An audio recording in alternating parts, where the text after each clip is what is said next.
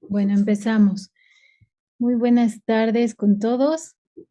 Bienvenidos nuevamente a esta sesión que el AVE Quality Exec Consultores ha preparado para todos ustedes.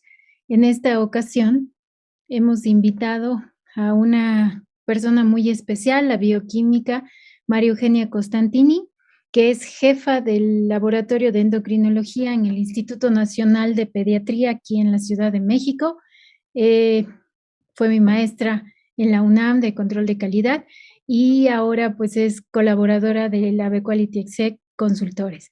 Así como también es una de nuestras maestras que tendremos en el diplomado que primero Dios empezaremos en marzo del 2022 de forma semipresencial en Cuenca, Ecuador y también 100% online. Para esta ocasión hemos invitado y que por fin se nos hizo tener a María Eugenia aquí presente. Muchas gracias por haber aceptado nuestra invitación con el tema utilidad de las pruebas diagnósticas en la evaluación del desarrollo puberal. Eh, no les quito más tiempo, Maru, le dejo con todos los presentes. Muchísimas gracias y bienvenida. Muchas gracias, Diana, por la invitación. Es un gusto colaborar contigo siempre. Bueno, y gracias a los presentes. Yo les voy a hablar un poco de la utilidad de las pruebas para evaluar la pubertad, el desarrollo puberal, y lo voy a enfocar desde el punto de vista un poco de lo que debemos conocer, no solamente de las pruebas, sino por qué son los cambios puberales, dónde están las hormonas, en qué intervienen, y espero nos dé tiempo, vamos a ver un poco de patología, especialmente la pubertad precoz, que es lo que en este momento está más en auge. Muy bien, empezamos. El temario general es lo que es la pubertad y desarrollo puberal normal. Perdón, ¿se escucha bien, Diana? Sí, se oye perfecto. Límites del desarrollo puberal normal, niveles hormonales, alteraciones del desarrollo puberal y su diagnóstico.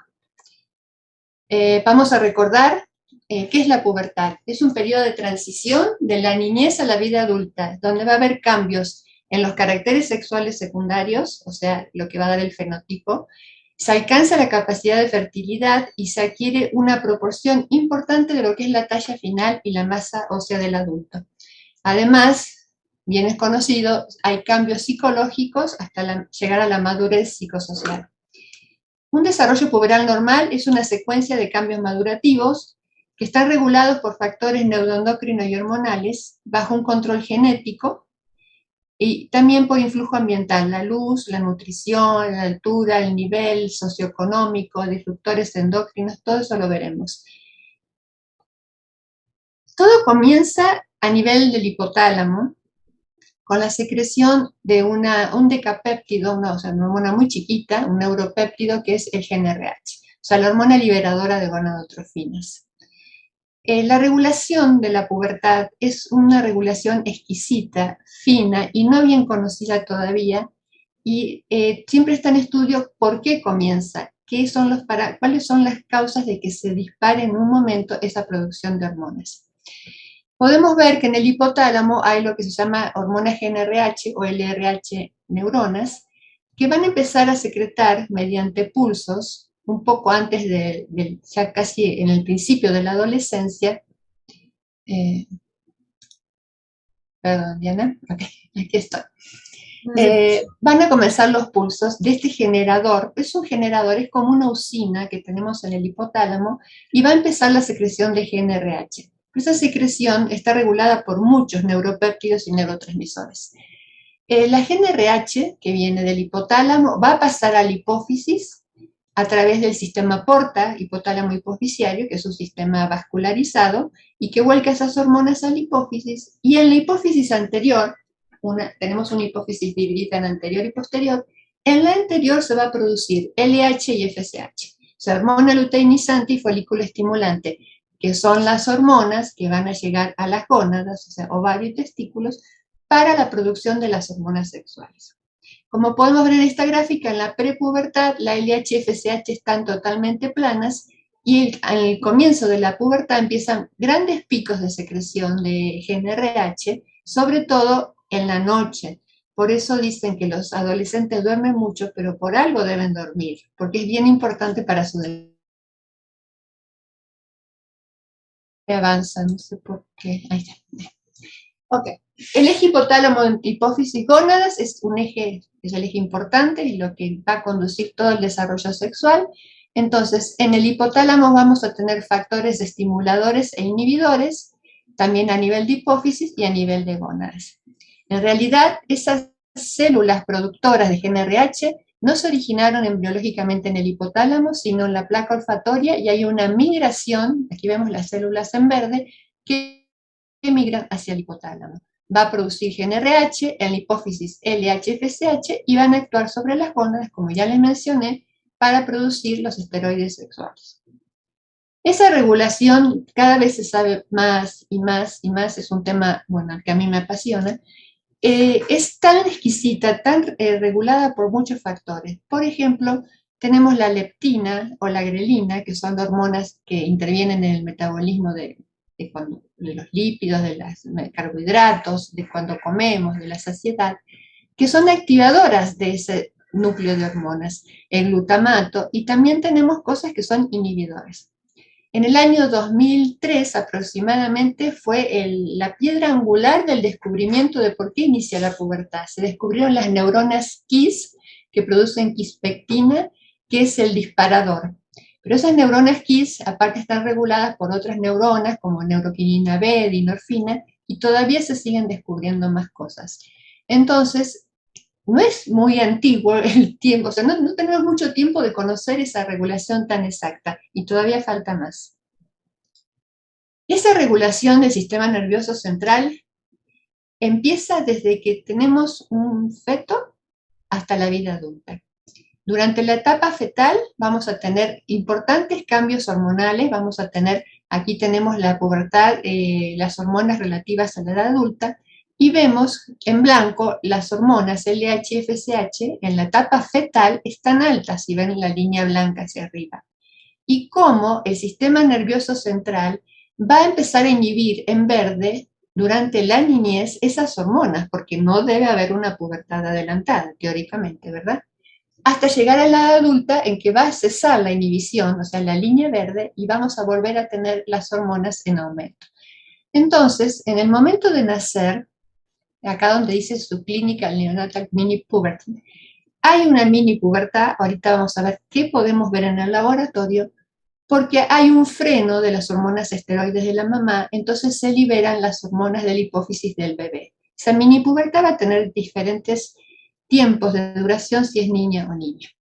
Luego van a descender totalmente las hormonas. La línea blanca ven que desciende durante la niñez, y primero, ya acercándonos a los más o menos 7, 8 años, empieza la adrenarca, o sea, empieza a madurar la adrenal y a producir ciertos esteroides. Luego empiezan los pulsos de GnRH, luego la actividad de la hipófisis o pituitaria, luego la sensibilidad aumentada de las gónadas, y van a aumentar las hormonas hasta llegar al porcentaje de vida adulta. La mini pubertad es un periodo sumamente interesante y muy importante, porque tenemos valores hormonales, como podemos ver aquí donde dice semanas de gestación, nacimiento y edad en meses. Aquí sería para varones. Vamos a ver que las 12 semanas de gestación tienen picos de testosterona, LH, FSH un poco más baja, al nacimiento caen, y luego en los primeros meses va a haber una estimulación de las gónadas. ¿Por qué? Al desaparecer los esteroides de la mamá, porque el bebé ya nació, la hipófisis del bebé va a reaccionar produciendo LH y FSH, ¿sí?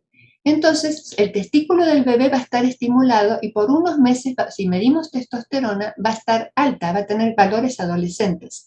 Entonces, cuidado cuando miramos en un bebé y vemos una testosterona alta. No nos asustemos. En un bebé de 1 a 6 meses podemos encontrarla fácilmente.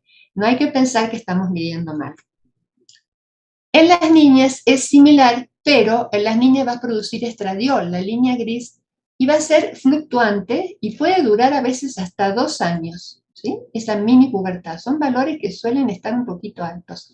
En las niñas es más lento el proceso de dejar de producir las hormonas sexuales.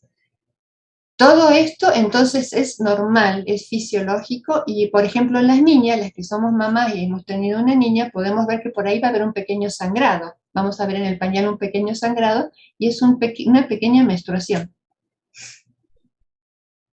Entonces, las secuencias de eventos puberales en general, vamos a ver que hay una estimulación por neuropéptidos activadores inhibidores de la GnRH, van a aumentar los pulsos como le comenté, aumenta especialmente la secreción de la LH nocturna, las dos, LH y FSH, empiezan a aparecer y a ejercer sobre las gónadas, y los primeros signos del desarrollo sexual va a ser la aparición del botón mamario en la niña y el aumento del tamaño testicular en los varones, que normalmente tiene que empezar a subir de 4 mililitros, que se mide así el volumen testicular, y la aceleración del crecimiento. Toda esta secuencia va a terminar en las niñas con la menstruación y en los varones con la primera espermatogénesis. Entonces, resumiendo esto, tenemos GnRH, LH-FSH, que actúan sobre ovario para desarrollar los folículos y secretar estrógenos, en los testículos, que va a estimular las células de Sertoli, que son las que producen los espermatozoides, y las células de Leydig, que producen testosterona. Tenemos los dos esteroides sexuales, los estrógenos van a hacer que se desarrolle la mama, se va a agrandar el útero, los varones va a aumentar el tamaño del pene y del escroto, y en el crecimiento ambas hormonas son imprescindibles para el crecimiento lineal, porque además de estimular la hormona de crecimiento, actúan directamente sobre las placas de crecimiento de los huesos largos. De todas estas hormonas, ¿qué vamos a medir en el laboratorio? Pues vamos a medir LH, FSH, estrógenos y testosterona. La GnRH no la mide nadie, quizás nada más para investigación, es un decapéptido, una hormona que dura muy poco, tiene una vida media cortísima. Antes de seguir, recordemos algunas definiciones, porque por ahí yo les hablo y hay algunos términos que no están acostumbrados. Telarca es el comienzo del desarrollo de los senos, menarquia o menarca, la primera menstruación. Pubarquia es el desarrollo del vello sexual, que es por los andrógenos adrenales. Y la escala de Turner, que vamos a ver, es una escala que usan mucho los pediatras, especialmente los pediatras endocrinólogos, para ver el desarrollo del fenotipo de los caracteres sexuales secundarios. Esta es la escala de Turner. En la niña se ve el desarrollo del seno, del estadio 1 al 5 cuando termina, y del vello púbico. Y en los varones se ve también el desarrollo de los testículos, el crecimiento del falo y del vello púbico. Entonces, cuando un pediatra endocrinólogo evalúa en la clínica, ven eso, esas son las primeras cosas que ven en la evaluación. Nosotros pues no los vemos, bueno, a mí me ha tocado verlo, pero nosotros vemos las cosas del laboratorio, ¿no? ¿Cuáles son los niveles hormonales durante el desarrollo puberal? Los niveles de la niña de LH, FSH y estradiol se van a elevar antes de los primeros cambios físicos. Los aumentos de estas hormonas están acompañados por también unas hormonas producidas por el ovario, que es la inhibina A y B, que van a regular la FSH, y los niveles de LH y estradiol van a estar por encima de niveles prepuberales. Cuando están por encima van a confirmar que ya empezó la gonadarquia, o sea, la producción de esteroides sexuales. La adrenarquia, o sea, la estimulación, digamos, el desarrollo de esa parte de la glándula adrenal ocurre generalmente antes de la gonadarquia, ¿sí? Es un aumento de andrógenos, y el andrógeno que vamos a medir, que vamos a ver que aumenta, es la diazulfatato. El desarrollo puberal en general en las niñas empieza entre los 9 y 11 años, ¿sí? Cuando les hablo de glándula adrenal, bueno, no es el tema. La glándula adrenal, la corteza tiene 3 regiones, y la región reticulada es una región que al nacer está desarrollada, luego involuciona y vuelve a desarrollarse en la pubertad para producir los andrógenos adrenales. En los niños se observa a lo largo de toda la pubertad valores que van creciendo, LH, FSH y testosterona, también aumenta el estradiol, todos tenemos estradiol, aunque sean varones, y andrógenos como diazulfato, pero el desarrollo es más tardío, los niños empiezan entre 12 y 14 años. Otra hormona que Algunos miden, algunos laboratorios, están muy en boga, porque aparte se mide para fertilidad en mujeres que reciben tratamientos por fertilidad, es la hormona antimuleriana. Es bien importante en las mujeres, es para ver la maduración de folículos. Aquí este gráfico es de un hospital de Argentina. Doctor Rey, miren, la niñez es alta y la testosterona, que es la azul, es baja. Cuando empieza la pubertad, la antimuleriana baja y la testosterona sube. Esa es una característica propia del comienzo de la pubertad en los varones. En las niñas, la antimuleriana, en las mujeres, pero mejor dicho, tiene otra función, es que cuando maduran los folículos, uno de ellos solamente va a llegar a la ovulación. La antimuleriana es como quien selecciona el folículo que llegará a la ovulación, y los valores son mucho más bajos, pero tiene una función de selectividad. Por eso, si midiéramos antimuleriana, y hay muchos laboratorios que ya lo hacen, vamos a ver que en los varones tenemos valores generalmente altos en la prepubertad, luego empiezan a bajar, y en las mujeres el valor es constante hasta llegar a la menopausia, en que prácticamente, como no hay folículos en desarrollo, desaparece la hormona antimuleriana. ¿Y qué pasa? ¿Cuáles son los tiempos? Como les comenté, las niñas comienzan antes, y el primer síntoma del desarrollo es la aparición de botón mamario. Luego tienen que pasar aproximadamente al estadio 4 de Tanner para que empiece la menarca, ¿sí? Y los picos de crecimiento, el pico mayor se da a partir de que aparece el botón mamario. Entonces la niña va a crecer mucho en esos primeros meses. Es diferente al varón. Y aquí está como detallado: mama estadio 2, luego aparece el vello pubiano, mama 3. Finalmente, cuando el vello pubiano alcanza el Tanner 5, un poco antes aparece la menarca. En los varones es diferente, el crecimiento se va a dar a partir, el pico de crecimiento, que es esta curva de arriba, se va a dar cuando el volumen del testículo alcance de 10 a 15 mililitros, ¿sí? Entonces el vello pubiano también aparece un poco antes, pero el crecimiento, como ven, y el desarrollo es posterior, entre los 11 y los 14 años. ¿Cuáles son esos límites de pubertad normal? Porque hasta ahora hablamos de una pubertad normal. Tenemos edades límites. Entonces, si hablamos de un varón, estaremos hablando de una pubertad adelantada cuando es anterior a los 9 años y atrasada cuando no hay signos de pubertad después de los 14 años. En una niña hablaremos de pubertad adelantada cuando hay signos de pubertad como desarrollo mamario antes de los 8 años, o atrasada cuando no hay ningún signo después de los 13. Y es bien importante, sobre todo, como les comenté, porque hay mucha pubertad precoz, que tengan en cuenta eso de que la niña por debajo de los 8 años hablamos de pubertad precoz, y por debajo de los 9 en los varones.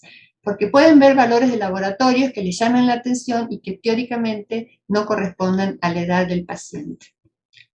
Entonces, vamos a hablar un poquito de esos límites. Vamos a definir pubertad precoz, como les dije, cuando características sexuales secundarias aparecen antes de los 8, o sea, un desarrollo de Tanner 2 en los senos, y en los niños antes de los 9, como una genitalia grado 2.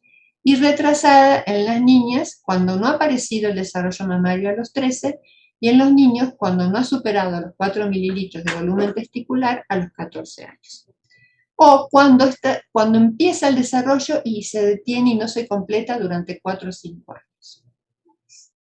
Y hay variantes normales, y aquí voy a poner normales entre comillas, que son telarquía precoz y adrenarcopubarquia precoz. Telarquía precoz es un desarrollo mamario que se presenta solo, sin ninguna otra característica, no hay cambios en general de otro tipo. Puede a veces estar un poco alta la FSH, pero los estrógenos están prepuberales, o sea, casi no detectables.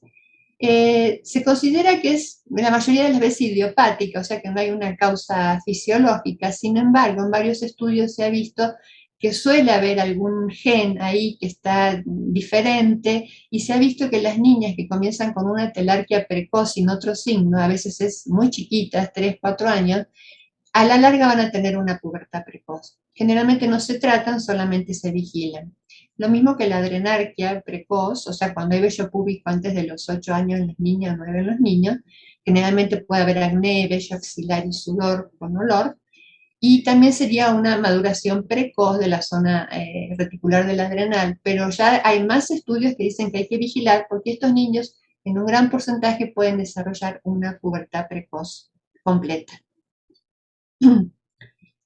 Entonces, les voy a hablar y me interesaba especialmente esto de la pubertad precoz, porque bueno, yo trabajo en un instituto de pediatría y lo vemos, pero a veces en un laboratorio particular pensamos que porque no existe, que hay poco y hay valores del laboratorio que pensamos que estamos mal y no, puede ser que sean así.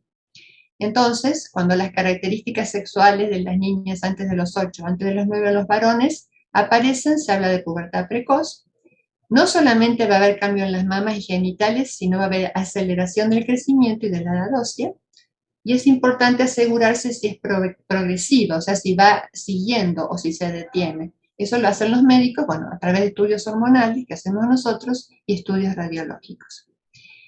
No solamente la pubertad precoz va a producir un adelanto de los caracteres sexuales secundarios, sino también va a crecer mucho el paciente, va a aumentar la aceleración ósea y cuando crecen aceleradamente se cierran las placas de crecimiento y si bien en ese momento dan el estirón, luego van a llegar a una altura final que no va a ser la target, o sea, la calculada, porque es una aceleración como fuera de tiempo.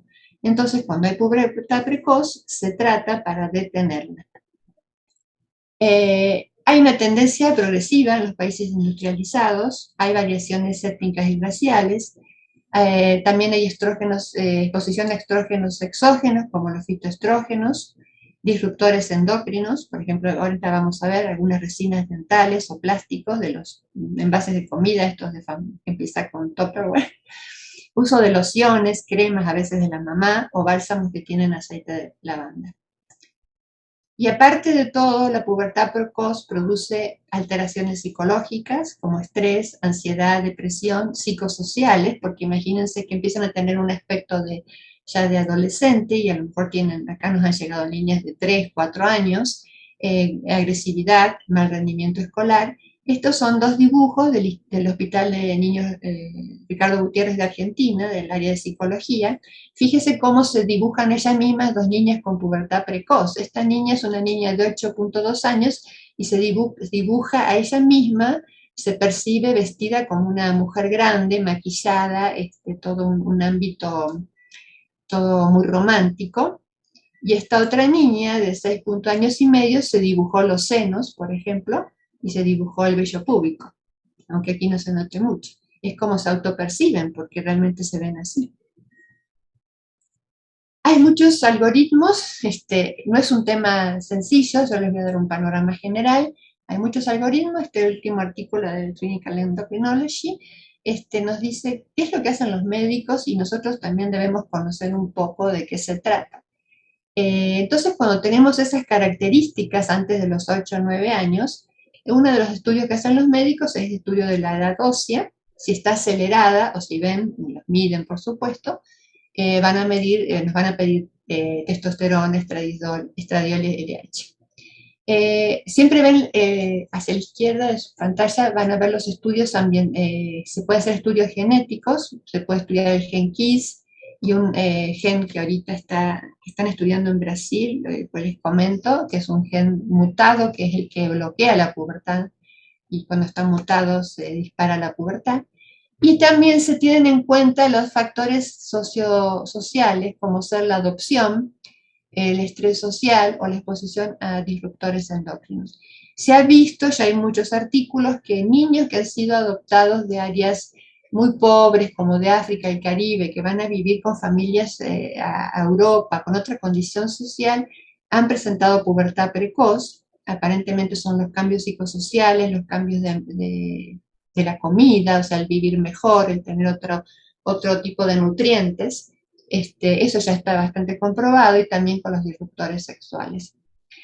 ¿Qué van a hacer? Hay otras patologías que no son por esto, son genéticas, son sindrómicas, o sea que aparecen varias manifestaciones, como hay varias enfermedades que probablemente no las vean, nosotros algunas de estas sí, Prader-Willi, que son alteraciones genéticas, la McCune-Albright, que son alteraciones en receptores de LH, el síndrome de Temple, neurofibromatosis. Bueno, esto es para que tengan una idea. ¿Qué hacemos en el laboratorio? Pues nosotros medimos LH y estrógenos y testosterona. Si los valores del LH son puberales, seguramente va a ser, investigando ya con resonancia, si no hay un tumor o algo de eso, una pubertad precoz central. Generalmente en las niñas es idiopática y en los varones puede ser muchas veces por un tumor. Si es indetectable, habría que hacer un test para ver si realmente es indetectable, ahorita se los explico, y ver si se produce un aumento de las hormonas. Y si realmente los valores no dicen nada, puede ser a veces no central o si aumentan periférica, a veces por algún tumor de ovario testículo. Como les comenté, el tema de adopción y estrés social es muy importante, y de los disruptores endocrinos. Los disruptores endocrinos están en todo el ambiente, insecticidas, plásticos, cremas, lociones. Ya hay muchos artículos, en animales hay mucho, de alteraciones hormonales, y también lo hay, en humanos. Creo que me salté una. El más importante de los disruptores en este momento son los disruptores estrogénicos. Por ejemplo, tenemos, la OMS tiene todo un documento, el bifenol A, que se usa para fabricación de plástico, los biberones, los toppers. Sí está comprobado que mucha exposición al bifenol produce cambios hormonales, y actúa sobre todo sobre los receptores de estrógeno y produce un adelanto de la pubertad y estimulación de las glándulas mamarias. Les traje este artículo, acaba de salir hace poco tiempo. Es el primer artículo que se publica en Italia, un aumento de la incidencia de la pubertad precoz en las niñas durante el confinamiento por el coronavirus. Sabían que en Italia fue el primer país que entró en confinamiento del occidente, y sí vieron bastantes niñas que llegaron con indicios de pubertad precoz, y algunas que estaban tratando, que dejaron de tratarlas porque no llegaban al hospital, cuando regresaron tenían un gran aceleramiento de la pubertad precoz. Se cree, son los primeros estudios, que ver con las horas pantalla, la comida, el exceso de comida, el exceso de nutrientes, en los ambientes dentro de la casa, las relaciones, en fin. Es muy interesante y creo que hay mucho más para investigar sobre esto. ¿Ok? Entonces, como yo les comenté, nosotros vamos a estar midiendo estas hormonas. Cuando son indetectables, lo que se hace es una prueba de estimulación, porque puede ser indetectable la muestra basal, la primera que nos llega. Lo que se hace es estimular con GnRH la hipófisis. Si la hipófisis responde, seguramente es una pubertad precoz. Si los valores basales son menor de 0,3 y estimuladas menor de 5, no es pubertad precoz. Ahorita les explico cómo se hace la prueba. Nosotros acá la hacemos mucho, es muy sencilla, por los médicos le inyectan GnRH y medimos después en diferentes tiempos. Si cuando medimos basal tenemos valores puberales en niños de testosterona o en niñas de estradiol, hay que pensar en una pubertad precoz periférica. Aquí rápidamente le voy a ver, todos estos son los genes que ya se conocen, todas estas son las hormonas, la verdecita es la hormona productora de GnRH, y cómo está, por ejemplo, este gen MKRN3, que el principal centro de investigación está en la Universidad de San Pablo con la doctora Ana Claudia Latrónico, y llegan muestras de Argentina, de Perú, de Bolivia, de Europa. Tienen un gran centro de investigación genético sobre pubertad precoz. Es un gen que bloquea durante la niñez la pubertad precoz, pero cuando hay mutaciones no la bloquea, y tenemos los casos de pubertad precoz central. Y bueno, se descubrió ya después el DLK1, en fin, son muchos. Y los tumores, como los amartomas, que son tumores benignos, pero son una mezcla de neuronas y glía que producen en una forma autónoma un exceso de hormonas GnRH.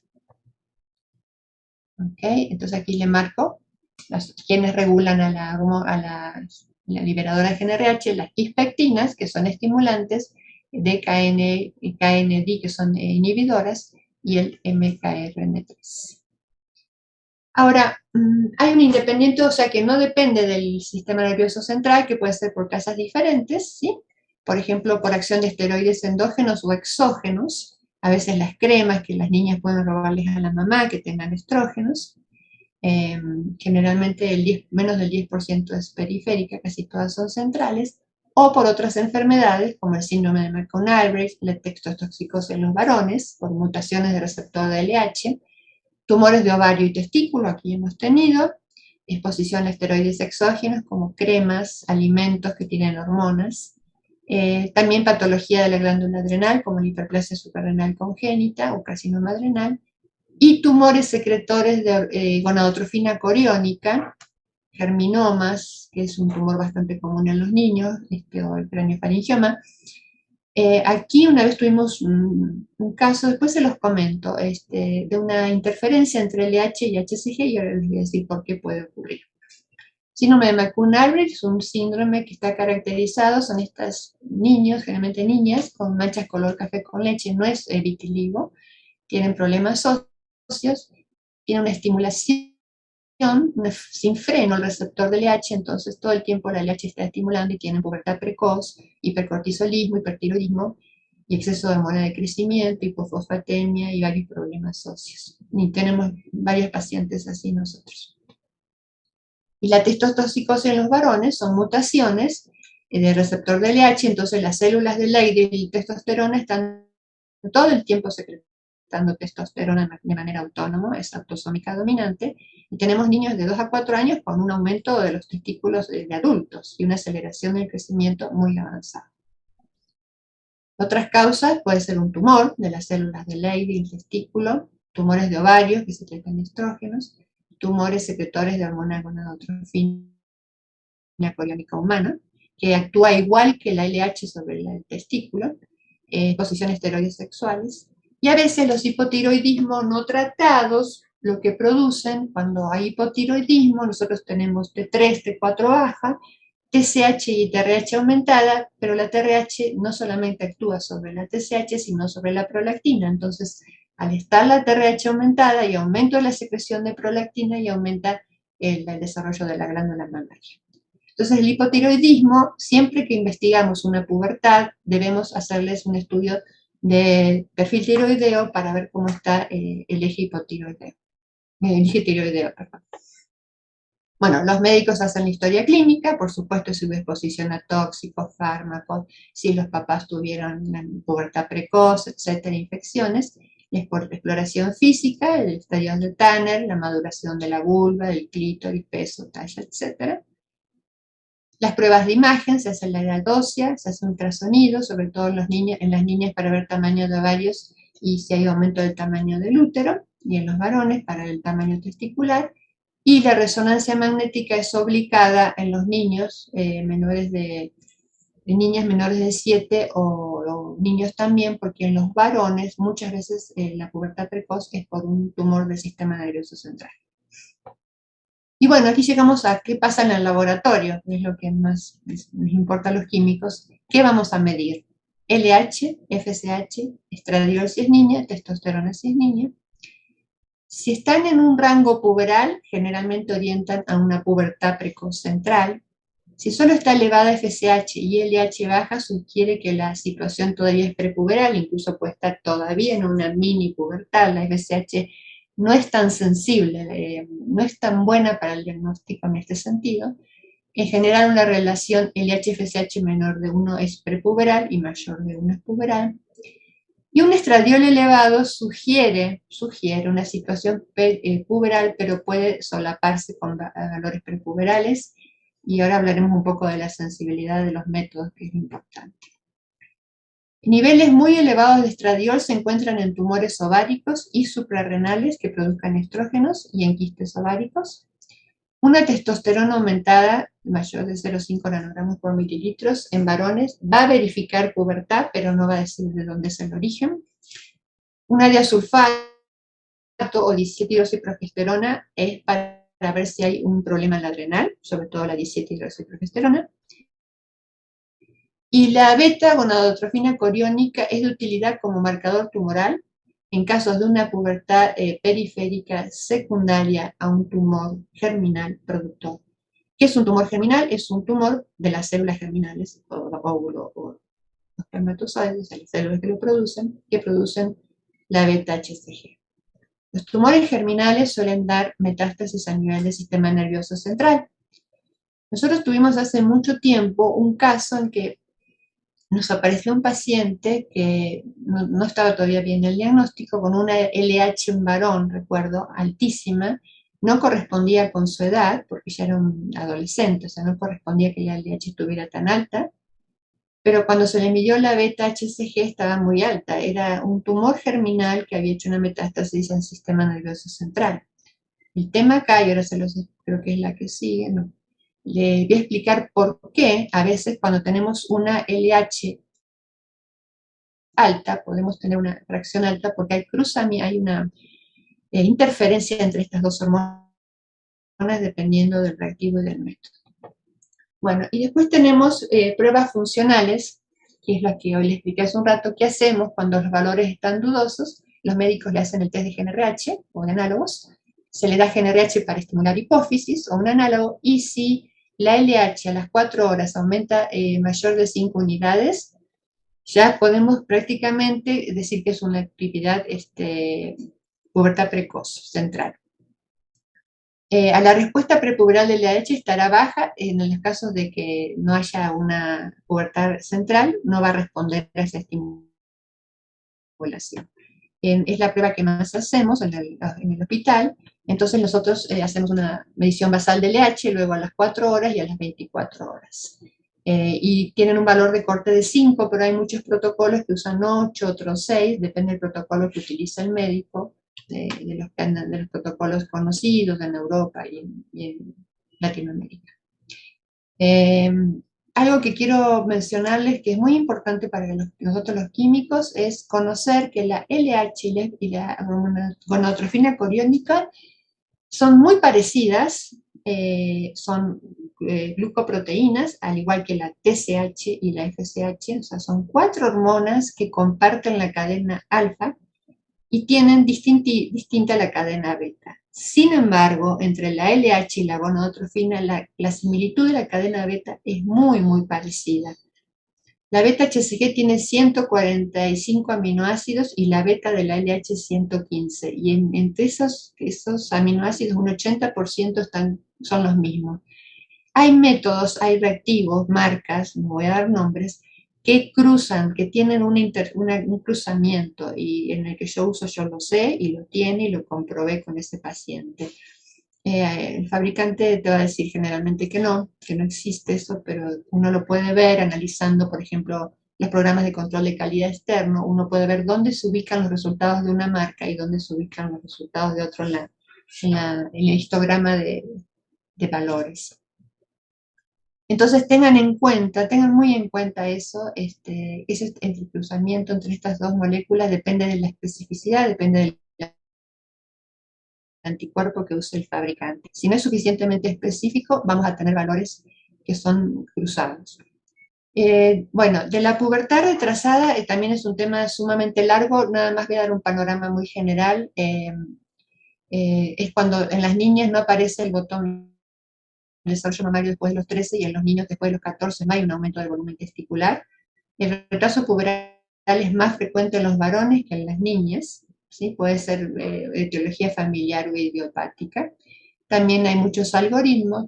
Hay que ver si hay signos de pubertad, o si es incompleta, o hay falta de signos de pubertad.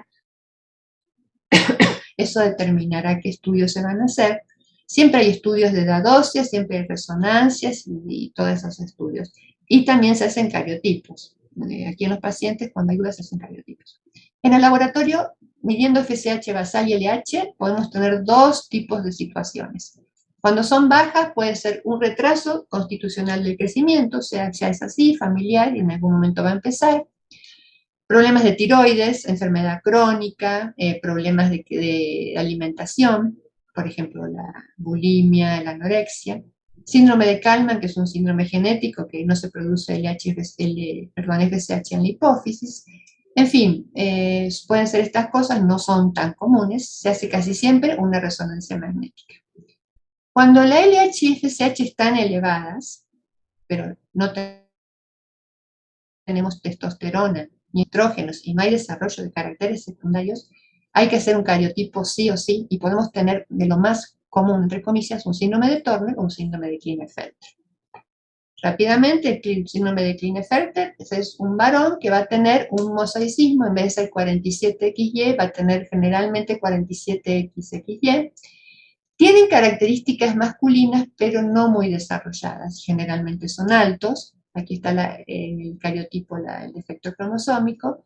Es una prevalencia de 1 en 600 recién nacidos vivos. Generalmente se dan cuenta cuando quieren tener hijos y no pueden, es que no producen suficiente cantidad de testosterona y no hay espermatogénesis. Generalmente vamos a ver LH-FSH altas con testos muy bajas, azospermia. Hay una disfunción gonadal porque no está produciendo bien la célula de Leydig, la testosterona y las células de Sertoli en los espermatozoides. Aquí este es un ejemplo, acá vemos el LH y FSH aumentadas, cuando deberían estar bajas, porque un hombre adulto ya va a tener bajas con testosterona alta, y aquí la vemos en 2.74, que es muy bajita.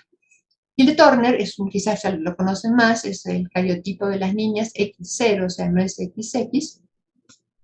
Tiene muchas características como cuello alado, el tórax tiene problemas cardíacos, estenosis aórtica, toros anchos. No tienen ovarios, son cintillas gonadales o son esbozos. Por supuesto, tienen amenorrea, no van a menstruar. Estas niñas también van a tener LH y FSH alta y estrógenos indetectables. Y la frecuencia es bastante alta, lo que pasa que muchos embarazos de síndrome de Turner no llegan al fin, o sea, son abortos espontáneos, porque la frecuencia es 1 de cada 2.000 a 3.000 niñas recién nacidas vivas. Las niñas se tratan con estrógenos y hormona de crecimiento para que alcancen una talla mejor, porque son muy bajitas. Bueno, entonces tienen infantilismo sexual, o sea, no tienen amenorrea y por supuesto nunca tienen menstruación. Vamos a ir concluyendo un poco, no sé si me fui muy rápido, creo que sí. ¿Qué necesita el laboratorio para hacer un buen diagnóstico desde el punto de vista bioquímico? Contar con pruebas de buena sensibilidad y especificidad, como les comenté, la especificidad es importante porque hay pruebas que pueden cruzar, ¿sí? Y aparte porque hay valores prepuberales y puberales que se pueden traslapar. No es sencillo. Para el LH es fundamental la especificidad. Los niveles basales, cuando medimos estas hormonas, no siempre me van a discriminar a una pubertad precoz ni una retrasada. Entonces se va a requerir la prueba de estimulación con GNRH, o análogos la hacen los médicos. Esta interpretación depende del protocolo utilizado. Para un LH ultrasensible, o sea que el límite sea 0.1, 0.2, cualquier LH basal de un paciente mayor a 0.3 en un niño indica pubertad precoz. Y esto quiero que por favor lo guarden en su mente. Debemos usar LHs sensibles, 0.1, 0.2, o sea que el límite bajo de la curva no sea mayor, porque una LH mayor de 0.3 me puede indicar pubertad precoz. Si yo uso un kit que tiene una LH que empieza en 0.5 y me llega un niño con una sospecha de pubertad precoz, no me sirve para nada, porque no voy a ver ese cambio.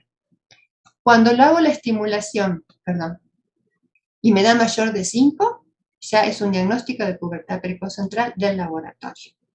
Antes de los 3 años, las pruebas no son concluyentes porque existe la mini pubertad, pero los médicos van evaluando de otra forma, lo que hacen es esperar, ir citando al paciente, ir vigilándolo. La medición de andrógenos suprarrenales, la de sulfato, es muy útil para ver si no hay un problema suprarrenal. Y como les comenté, la medición de beta-HCG es como marcador tumoral o en casos de pubertad precoz periférica, o sea, por un problema en el ovario o en el testículo, un tumor germinal. Hay otra prueba que hacemos aquí, que es un estímulo con HCG para ver si hay reserva de las células de Leydig, y nosotros se inyecta durante 5 días el paciente y se le mide testosterona durante 5 días y tiene que ir aumentando. Si no hay células de Leydig funcionantes, ahí puede haber un problema genético porque hay muchas alteraciones de la diferenciación sexual que son de este tipo. El problema es que por más que le demos HCG no responde. Bueno, nosotros vemos para casos de hipogonadismo o de alteración de la diferenciación sexual, esta prueba no se hace en los laboratorios normales. Y la medición de antimuleriana, que es para valorar la presencia de las células de Sertoli, que ya cada vez se usan más. También hay que medir prolactina y perfil tiroideo, por lo que les comenté, porque si hay un hipotiroidismo vamos a tener un aumento de prolactina, y cuando los resultados no son concluyentes debe repetirse las pruebas con un cierto tiempo, darle un tiempo al paciente, ir observándolo, el médico lo va observando, el crecimiento, la parte psicológica, bueno, hay grupos de psicólogos que ven los pacientes, es bien importante, ¿no? Y un control de calidad confiable, esto es fundamental.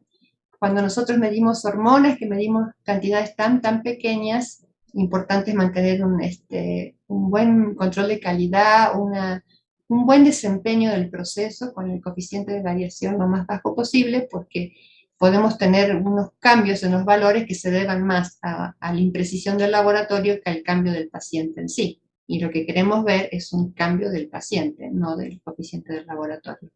Siempre hay que tener en mente que va a influir en nuestro resultado una mala precisión, y el resultado va a depender de un diagnóstico o un seguimiento. Bueno, eso es todo por mi parte, no sé, espero que a ver qué se pudo entender o que comentar.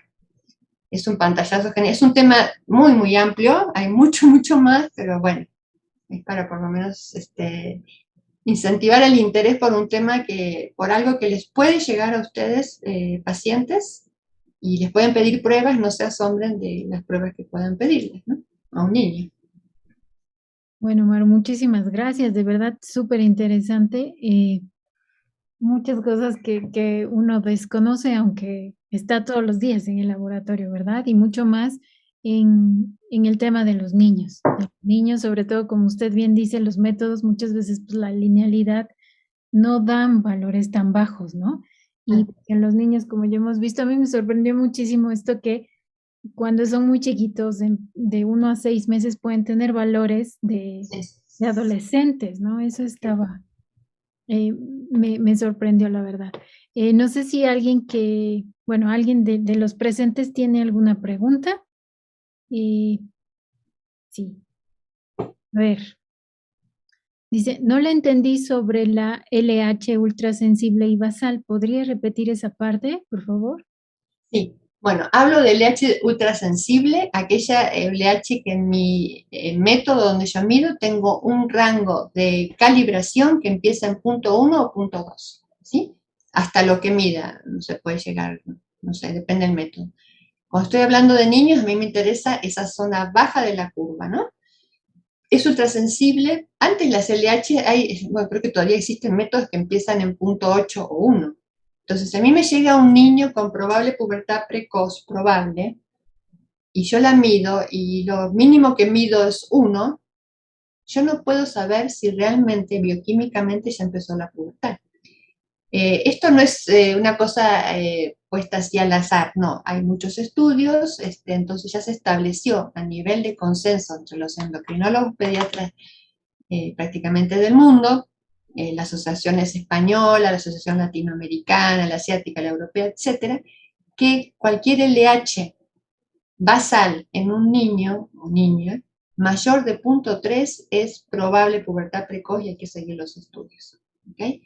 Entonces, es importante que tengan una buena LH que empiece a medir desde punto 1 o punto 2. Ya generalmente los métodos están haciendo eso, pero por ahí encuentro marcas que por ahí empiezan con 1, no sé.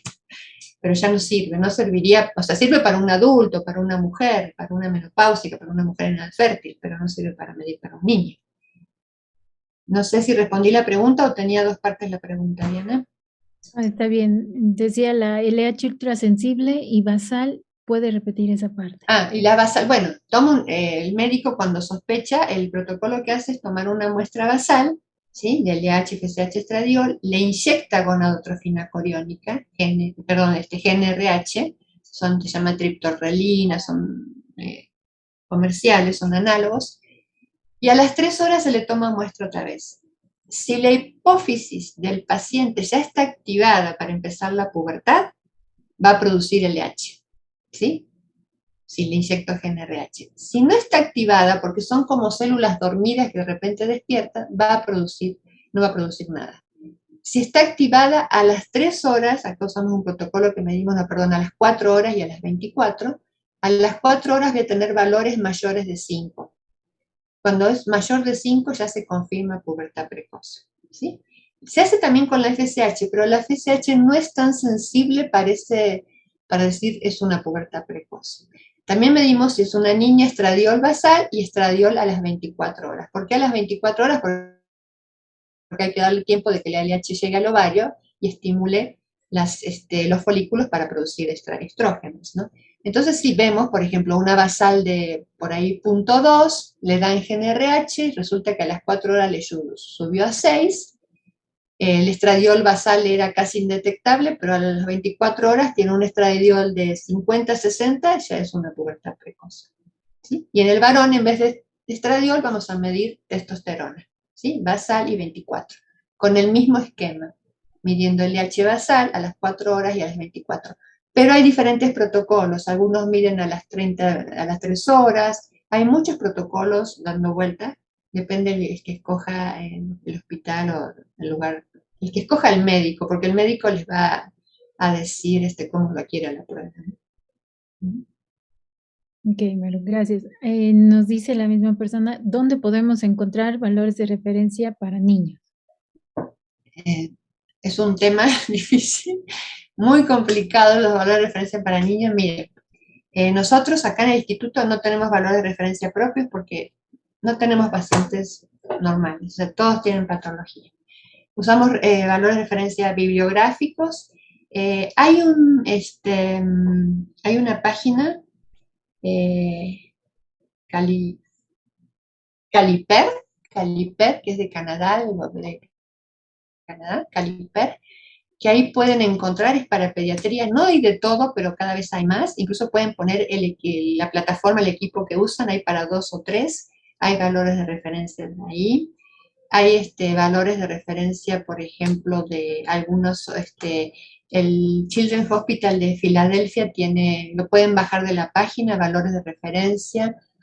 Yo tengo algunos de unos libros muy antiguos, algunas asociaciones tienen el Hospital Gutiérrez de Argentina tiene algunos valores de referencia, el Hospital Garrahan de Buenos Aires también tiene valores de referencia, que pueden entrar a la página del laboratorio, están en la parte de endocrino, pero que haya un solo valor de referencia no hay. Realmente, no existe. Hay otra página que era Data Innovation, que hay valores de referencia en general, pero ahora los pediátricos no sé por qué no aparecen. Pero Caliper, la página Caliper es gratuita, se inscriben con un mail y con un correo y ya después entran cuando quieren y hay por lo menos 3 o 4 marcas de equipos y es bueno eso, y se está actualizando bastante seguido. Gracias, Maru. Tenemos otra pregunta y nos dice, ¿me podría indicar para qué sirve la hormona antimuleriana? Bueno, vamos a repasar rápidamente la hormona antimuleriana. Hay que volver un poco atrás cuando se forma el embrión, o sea, primero se forma la unión del espermatozoide y el óvulo y va a determinar si es XX o XY. Sin embargo, la gónada primitiva es bipotencial. Puede ir, aunque el X sea XX o sea XY, puede ir hacia mujer o hacia hombre. ¿De qué depende? Si es XY, tenemos el gen SRY, que va a hacer que esa gónada bipotencial se transforme en testículo y las células de Sertoli que están en el testículo van a producir, tarde los espermatozoides van a producir la antimuleriana. ¿Para qué sirve? Como la gónada en principio es bipotencial, pero el cariotipo es XY, esa antimuleriana va a inhibir los posibles útero, el posible trompas, o sea, es una forma de decir, tú no vas a ser mujer, porque aquí estoy yo que soy XY, y para eso sirve la antimuleriana, ¿sí? Hay alteraciones de la diferenciación sexual en que no se produce la antimuleriana, entonces puede ser un varón XY, pero con fenotipo femenino. Son cosas mucho más complicadas. Y la antimuleriana hace que ese testículo en la niñez esté tranquilo y cuando baja la antimuleriana empieza a producir testosterona. En la mujer también se produce un poco de antimuleriana en los folículos primordiales, o sea, los primitivos, cuando todavía es niña, y después se produce poquito en los folículos primarios. Se usa mucho ahora estos tratamientos de fertilidad que se estimula la foliculogénesis. Una forma de medir el aumento de folículos para ver si va a haber fertilidad para determinar el momento de la ovulación es medir la antimuleriana. Entonces se está usando ya mucho en muchos laboratorios y en las clínicas de fertilidad, medir antimuleriana. Nosotros la medimos por algo totalmente distinto, que es ver si hay células de Sertoli, si hay un testículo viable, porque tenemos también muchos pacientes con alteraciones de la diferenciación sexual. Listo, Maru, muchísimas gracias. De nada, gracias. ¿Alguien tiene otra pregunta? Digo, en todo lo que hemos conversado, o sea, miren que realmente qué tan importante es tomarnos en serio nuestra carrera, ¿no? De analistas, realmente, como nos dicen, analistas, porque no nada más es como a veces en México dicen los picabotoncitos, ¿no? Y sacan el resultado y ya está. Por eso ahora también nos llaman resultados, ¿no? El laboratorio de resultados, ¿no? Da un informe de resultados. También está el que nosotros apoyemos en la asesoría a los médicos para que entiendan toda esta clase de cambios, ¿no? El saber si el cambio que se está produciendo en el paciente es por mi equipo o realmente es un cambio fisiológico en él o de algún problema que está presentando. Entonces, Maru, ya no hay más preguntas. Yo la verdad le agradezco muchísimo. Tenía muchísimas ganas de que usted venga a hablarnos de hormonas, que es lo que más le gusta. Sí.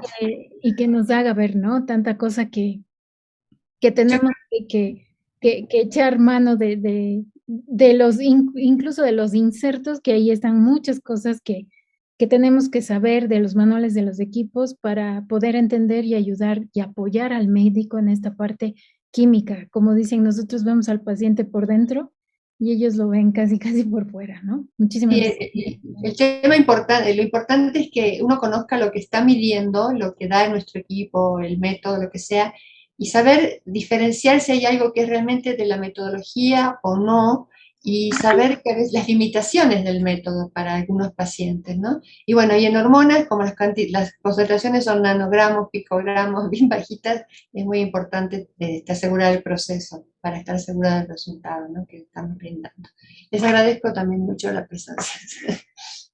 Muchas gracias, gracias a todos los presentes y pues bueno, compartiremos les compartiremos el link, estará también en nuestro Facebook y en nuestras redes sociales por si quieren volver a ver esta presentación. Nuevamente, muchísimas gracias y muy buenas tardes. Gracias, Maru, que tenga buenas tardes.